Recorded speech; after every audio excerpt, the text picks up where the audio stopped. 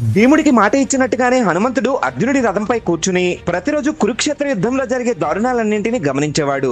17వ రోజు విజృంభించిన కర్ణుడి బాణాల వర్షం దాటికి శ్రీకృష్ణుడి కవచం ఊడిపోవడంతో కర్ణుడి వేసిన కొన్ని బాణాలు శ్రీకృష్ణుడి శరీరానికి గుచ్చుకున్నాయి.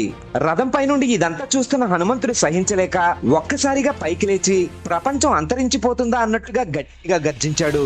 ఆ గర్జన దాటికి యుద్ధాన్ని ఆపేసి కర్ణార్జున యుద్ధాన్ని చూస్తున్న ఇరు సైన్యాలు చెల్లాచెదురైపోయాయి. కోపంగా తన వైపే చూస్తున్న హనుమంతుడిని చూసి కర్ణుడు మోకాలపై నిలబడి హనుమంతుడికి నమస్కరించాడు.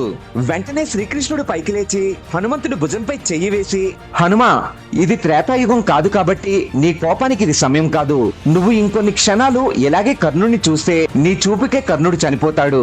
కాబట్టి వెళ్లి కూర్చో అని చెప్పడంతో హనుమంతుడు అడిగిన చిన్నపిల్లాడిలా శ్రీకృష్ణుడి వైపు చూస్తూ మారు మాట్లాడకుండా వెళ్లి రథంపై కూర్చున్నాడు. హనుమంతుడి భక్తులు ఇక్కడ కామెంట్ చేసి జై శ్రీకృష్ణ అని గట్టిగా చెప్పండి.